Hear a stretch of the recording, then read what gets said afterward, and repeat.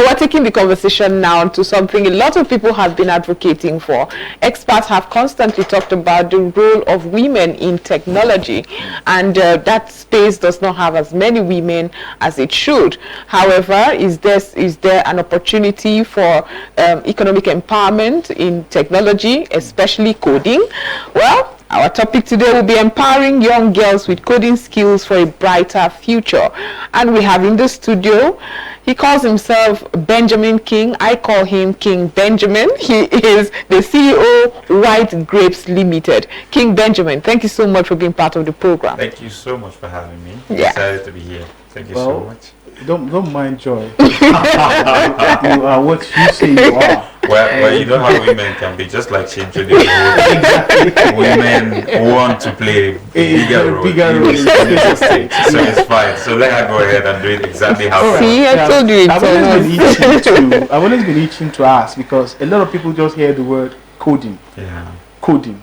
Coding. So people say, I'm going to a coding school. I want to have coding skills. What exactly is this coding? Let's start from the basics. Exactly. So that we break it down. Okay, so I like the word when you say break it down. So I'll try to keep it as simple as possible. Okay. Coding is basically a sending forth of messages, right? Forth and back of messages. Now, so for example, you have your mobile phone, right? As long as you are concerned, what you can see in the front end is when I tap, maybe I try to unlock my phone, I put a series of codes, and those codes just unlock my phone. What I know is I put in maybe 1, 2, 3, 4 as my lock on my phone. But guess what? The phone itself does not recognize the language that way. Right? So the coding is a series of commands that brings the effect of what you want to see on your device. So for example, if, just like I said, I'm tapping 1, 2, 3, 4 on the front end of my phone, that's because your mind, that's what you can read. That's what is easy for you to understand, right? But at the back end, when you tap one to the phone, from the back end, the phone is seeing something else. It's seeing a series of command asking him to take certain decisions. Right. Right? So he's not seeing 1, 2, 3, 4 as you are seeing. At the back end, he's saying, if he press 1, make this happen. That's what he's saying. If he presses 2 on his phone, then make this happen. Then if it's a combination of 1, 2, 3, 4, that's what he has asked the phone to do. So if it's a combination of that 1, 2, 3, 4 from the back end, now you can unlock the device. So it's a language of its own. It's a language of its own. So now the process of learning how to build this language, language of commands. That's the language of commands. That what we call coding. That's it. Okay. That's a good basis to it. Honestly, I have been informed. Educated I'm this really morning, simplified. and I can go out to tell anybody. Quite a lot of coding. people don't really understand that that's what it simply means. So they find it. For so many people, when they hear coding, the first thing that comes to their mind is maybe website development. Exactly. That's just a very minute arm of coding. You know, one of the things I learned in university studying, I met a very wonderful professor. Right. He said, for every new knowledge that you come, you stumble on. Right. Try to just understand the basics. That's it. Because the way you explained the name, you said coding, some basics. I had to give you this. Exactly. The way I understand the language now, honestly, if I want to go into any coding class and I go in with this mindset that is just learning the language, the command language, and how to build them together to ensure that when I press one, it does whatever it is that it does at the back. I know what I'm.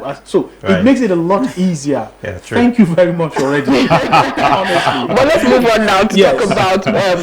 Let's assess the current state of coding education opportunities for girls in Nigeria. And while you're doing that, I would like you to tell us the primary challenges and barriers that prevent girls in Nigeria from pursuing coding as a career. Well, there's a mentality already amongst Nigerian people around technology. Now, many people, first of all, it took a lot for girls or women to be accepted in certain level of certain working environments. It took a lot. In fact, let me go back to the basic too. the way back in the days. Now a lot of women were there was too much marginalization when it comes to the issue of women. First of all, even having access to education as men. Coming from way back now, I'm talking about. Now, women, it took a lot for parents to start accepting, our great-grandparents to start accepting that women should actually go to school. Now, aside from that, it also took a lot for them to get to that point where they now say, oh, well, it took a lot for me to even accept her to go to school. Please, the school is enough. It's okay. She has done the basics, primary 1 to 6. She's fine. Or primary 1 to maybe 3 back then 4 was added and several other classes. So now she's done the basics. Let her just go and rest, at home. But guess what? While that is happening, the world does not understand that language. The world is moving. The world is evolving every day. Every day, new dimensions are opening up. Every day, new perceptions about life is opening up. Now, as these perceptions are opening up, would you now prefer to carry... Well, it got to a point. I'm trying to bring some history here now. It now got to a point. Some people now got to that level where they stop accepting a woman that is not educated as their wife, primarily now. So that's to tell you that, okay, fine. They are now getting to a point where they realize it will be difficult for me to move if I'm not moving with someone who is evolving with me. So now that tells you that, okay, if that can happen, it tells you that several other areas can actually be explored for a woman. Now, she was usually just a housewife. But men now stop getting married to that woman, or most men now in today's world do not want to get married to a woman who does not really know how to communicate basically. So that means that education-wise, he needs her to be also educated. Now, some men have careers, future they pursue, or what's it called, activities that they're involved with in life that requires them to also work with a woman who understands their visions. I'm just coming from the basic now. I like the evolution. Man and woman together now. They now get to a point, there's some men who will not get married to a woman who does not understand how visions work. They won't get married to them. So at the time somebody said, career, all these career women. Some men like that. Of course. It works for them. It does. Career woman. If she's not a career woman, she probably may not be able to add anything meaningful to his life, because he's a fully career man, and then he needs somebody who he can come back energy. and then an intellectual. that's the word. Match that energy. Now, when you match that energy, what begins to happen is synergy. You now find you begin to glide smoothly on your visions. Why? Because you are even at home having a conversation with somebody who can understand what you're talking about and can also add to what you're saying. Exactly. Right? Now, if this happens, then vice versa. Oh. If that's the case, then I think vice versa. Because guess what? The fact that you have a vision does not mean a woman does not have a vision. But many times, the vision of some of these women has been confined to the environment they find themselves. But you know what? Creativity is one of the things I discover a lot of women have more than men. Creativity. I agree. Creativity. That's why it's possible for them to know what to put, where to put these things, and then it just works fine. Those creatures. Those creatures.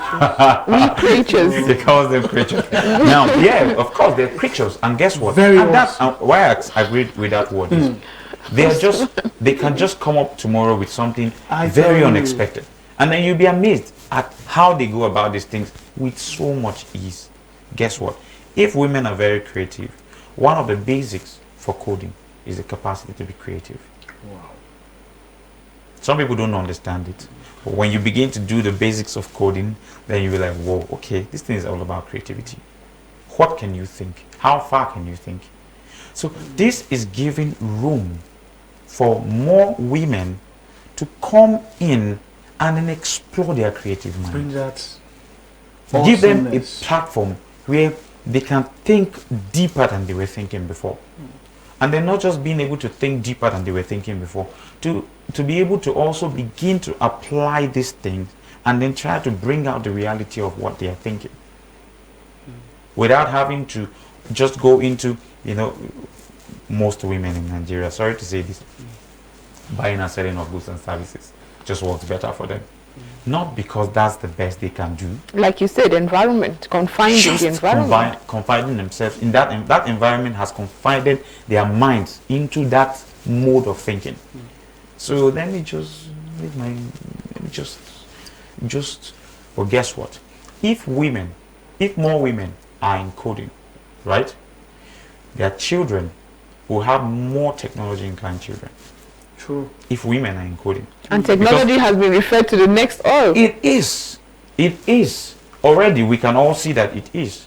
Personally, even as a company, we have several other projects we're working on right now around technology. Amazing projects. Beautiful project. But guess what? Are they targeted to women? Yes, of course. There are a lot of them that you are indeed a he for she. One that's actually doing something about we have a lot of things, you know, going around for women. And then the truth is, I know that there are a lot of advocacy right now around women, you know, but then how do you get them involved? We have coined our own way of involving the women and getting to help them build a skill that would have a ripple effect, not just in their own lives, but also in their children or in their family's life. You know, you mentioned something, and one of the most profound abilities I know women are endowed with is the ability to multitask. Yeah. And multitasking takes a lot of creativity. A lot. You know, there are some times that I get left alone in the house. Mm-hmm. And you get stopped. I just marvel at how she manages effortlessly. Effortlessly. That's the because you are here. You know, this one is shouting over there. Mm-hmm. That one needs his attention. Something else is happening. And guess what you need?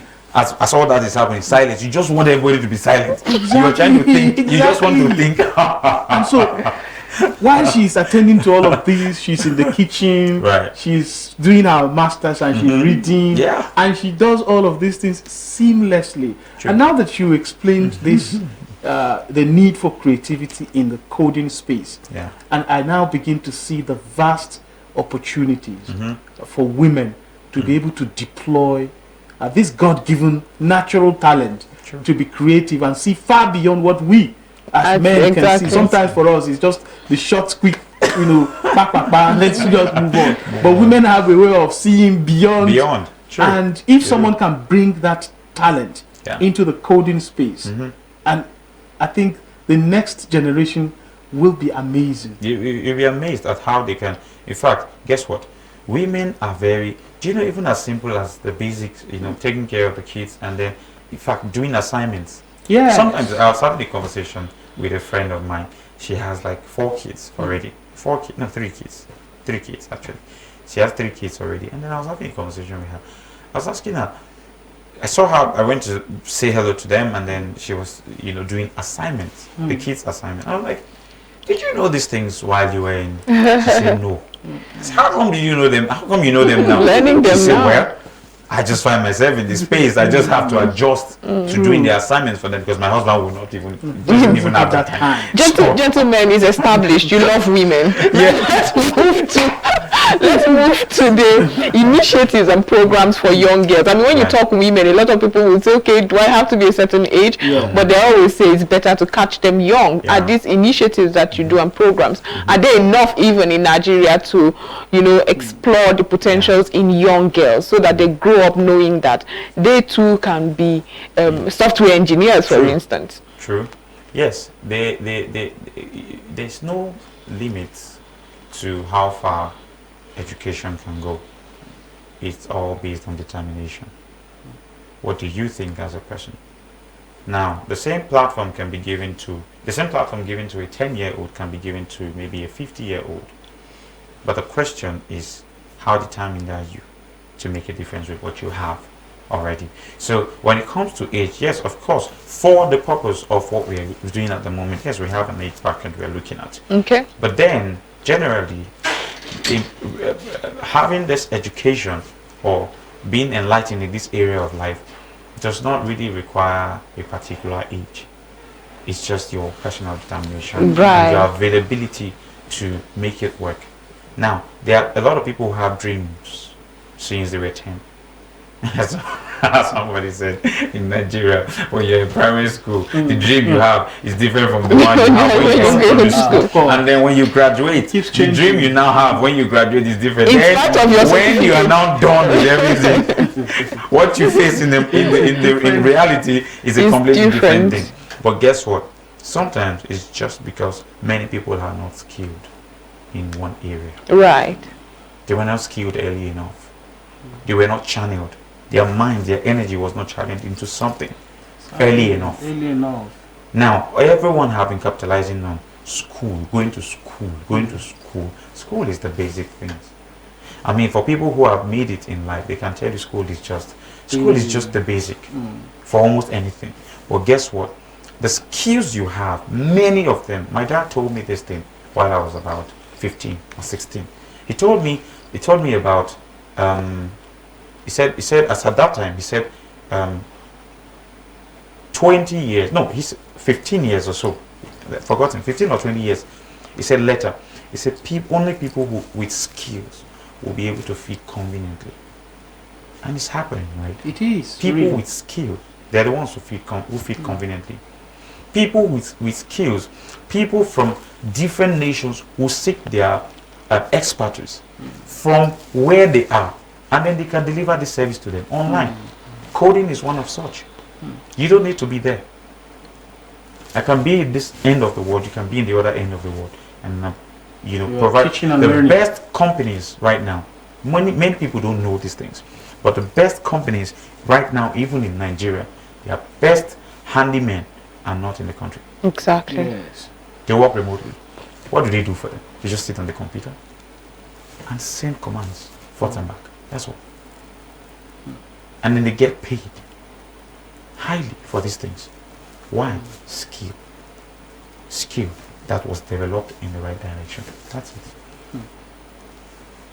Okay.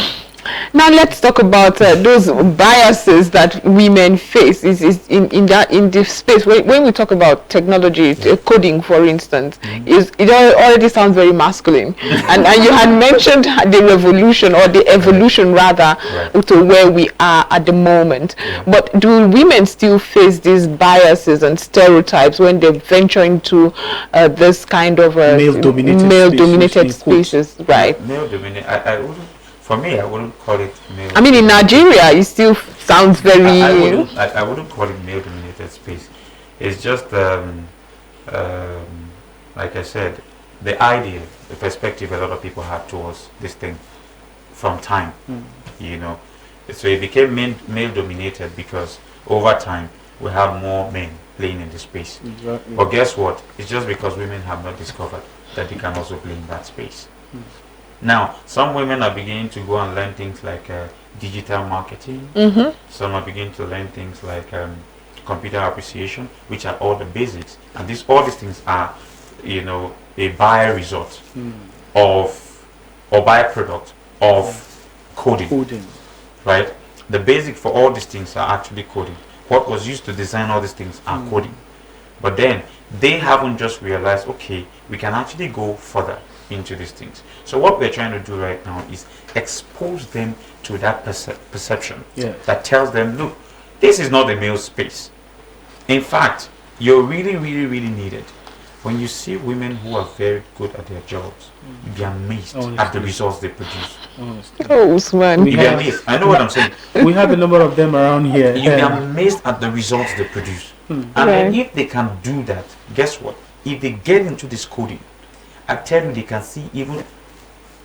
We did a graduation just about 2 weeks ago. 2 weeks ago. 2 weeks ago, thereabout. From the holiday classes that we had.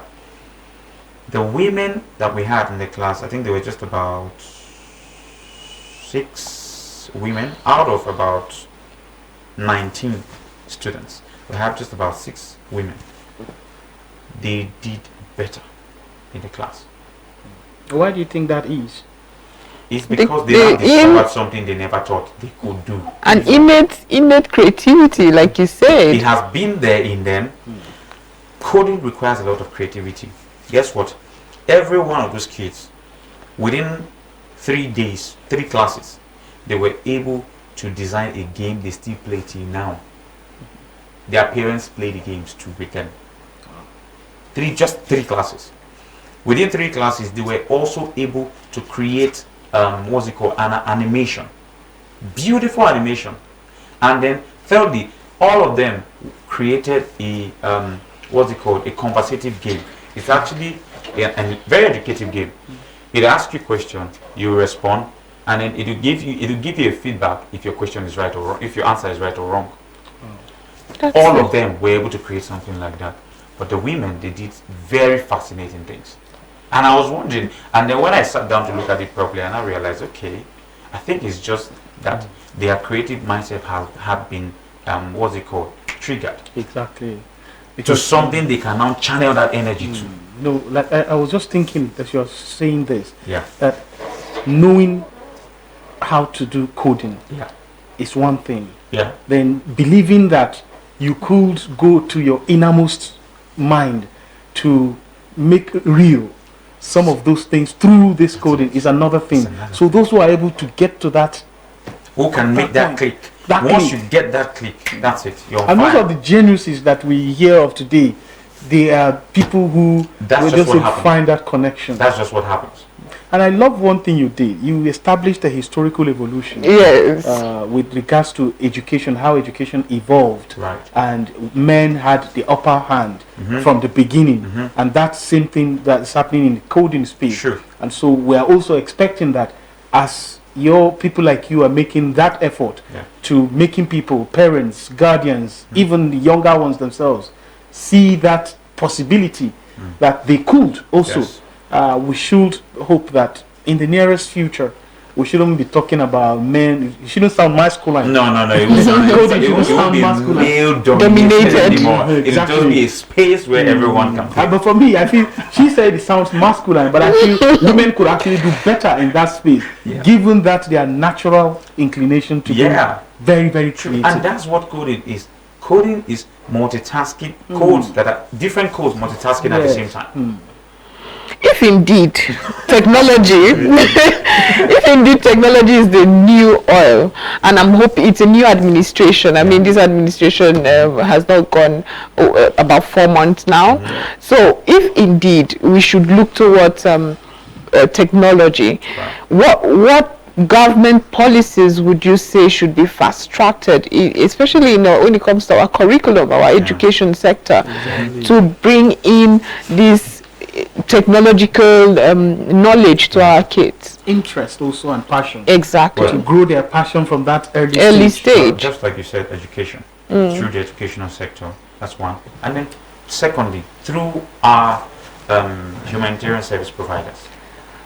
That should be another area that should be explored. Now, when coding, one area of coding that requires a lot of or the basics for any coding is, of course, a computer. Not just a computer, well, a type of computer. Not, when I say type of computer, I'm trying not to use technical words right now so that people don't get lost on what I'm saying here. So now it requires, of course, some certain specifications of computer. But when I say specification also, it doesn't mean the some big computer, high-tech end computers or things like that. No, that's not what it means. Of course, I'm just saying from this type, it requires this one instead of this one. But then they're all basic computers. But then it just needs to have some things that are required. Now, having said that, another major thing again is one other thing people don't know about coding is you don't necessarily require internet from the start. That's right.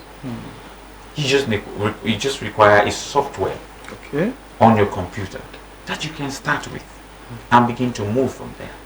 Now, even at the basic level, some people find coding. Some other people now get into coding classes. We've heard a lot of things. We've had some, situations where parents say, "Well, I enrolled my child in the coding school, but then, they didn't really see any meaningful, impact in them as a result of that." I say, well, it all depends on where they started from, the classes for them. Now, there are some codings that requires just plain text. Then there are some codings that requires colors and blocks, and things like that. Now, the differences between them is when you're using one, trust me, it's a boring look. It has a very boring look. It's just black and white, blackboard and white text, and you're just cracking your head here and there. But then on the other hand, you can relate with colors. You can relate with, so for kids, that's what our entry point is. So it worked fine for them. In fact, we started applying that also for some adults, and then we found out that it became interesting to them because it didn't take so much time before they can see the results of what they are saying and the commands they are giving at the back end. They could see the result almost immediately. But the text, on the other hand, it takes a longer time to get that sorted out. So when we started doing this, we now observe the differences. So now, even if we're going to be implementing policies, the first place we should look at is primary and secondary schools. How can government begin to implement, set up, I know government have set up for some schools, maybe misappropriation of funds have taken these things away. Right. Set up ICT centers. Now, these ICT centers the government can also set up a body, right, of coding schools or institutions that they can partner with. Now, this partnership, you can have people deployed to some of these schools to carry out programs for them. Now, these programs can be maybe embedded into their curriculum. When you embed it into their curriculum, it could just be maybe twice a week in their curriculum. Twice a week. So before they run through maybe 2 months of schooling period, they would have maybe been through about 16 classes or so.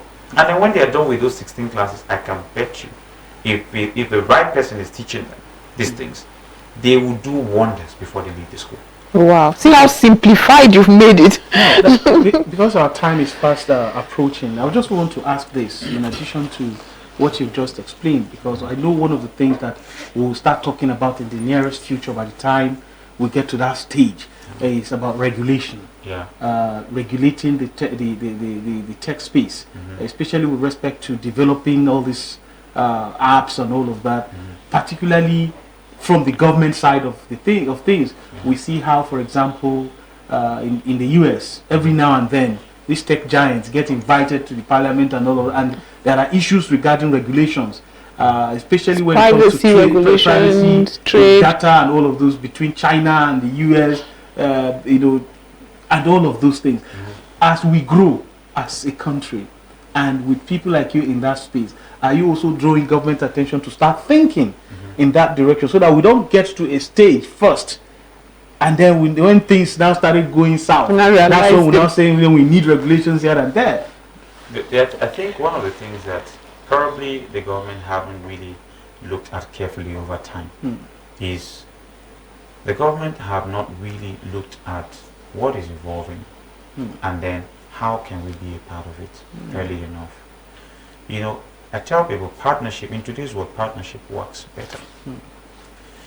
If the guys who are into the tech services are doing fine, don't bring in policies that will mess up what they are doing.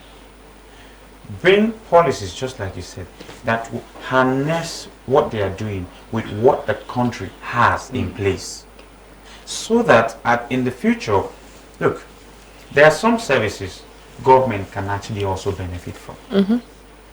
They can be a source of revenue for the country. Of course. You don't need to shut down everything that you don't understand. Find out more about what you don't understand. So if you find out more about what you don't understand, one of the things that it will do for you is, just like you said, it will educate you more. Exactly. And tell you how you can how this thing can be beneficial to you. Then when you and then you talk to experts. Exactly. You don't talk to your team. No, you invite experts and talk to them.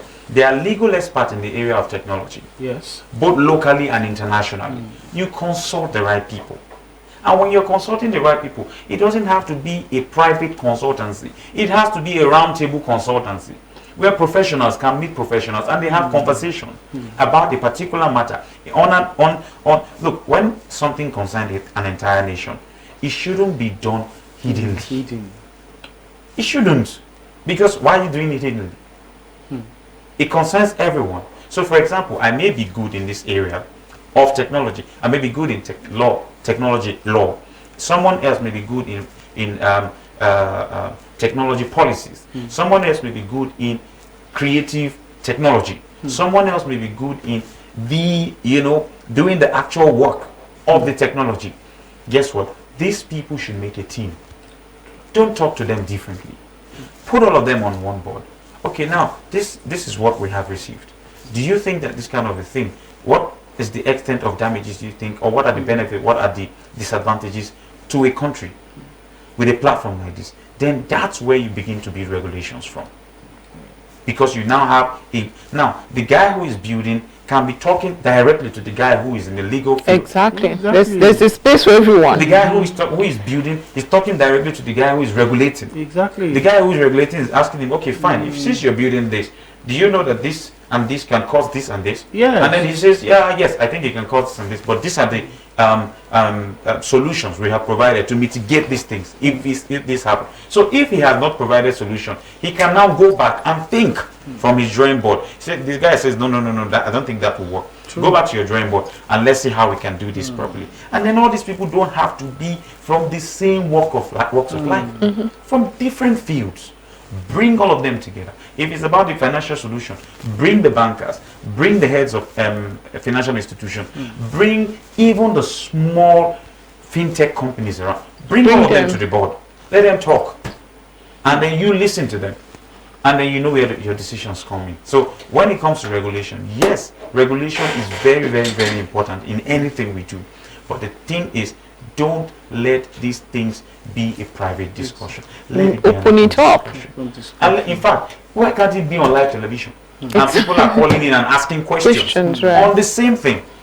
And then you can get information both from grass level to top individuals in society. Thank you so much, King Benjamin. I sincerely wish that we have more time to continue this conversation, because aside that you are a great tech person, I think you are also a very great teacher. Yeah. So I think so can I just yes, please, by all means. Yes. Okay. So we have coming up that's starting on the 7th and 14th. Girls Tech 2. Okay. It's a free coding program for girls. Okay. Please take that again, the date and what you're going to be doing. On the 7th of next month, October. 7th of October and 14th of October. 2 or 14th two Saturdays, right? Second, because most people are in school right now. Right. Most schools are so, and it's Saturdays. Yes, Saturdays. So 9 a.m. in the morning. What's it called? 7th of October and 14th of October. Okay, so give us how people can sign up. So tell they can us actually rather. go on our website. We have a website, www.whytegrapes.com.ng, or they can just call our mobile number and then we'll walk them through the process. Now, the idea is for women to get women into the basics of coding, right, and help them find a pathway in it, and then where they can move from. It's free, so I'm sure you can call the number, number that people can call. Okay, so they can call 091 3366 8801. So I'll take that again. 091 3366 8801. So it's free for women to come and register. It's been a very blessed morning for me personally, and I'm very sure for you, dear viewer. We've been talking with Benjamin King. He's the Chief Executive Officer of Whytegrapes Ltd. White is spelled W-H-Y-T-E. Then Grapes, one word, Limited. In case you didn't get the number, you can also search them on their website and get further information on what they have on offer, especially for the girl child with respect to coding. And it is on this note that we draw the curtains on this segment of the ASU Morning Breakfast Show. Thank you very much for coming, Benjamin. Thank you so much. Thank you for having me.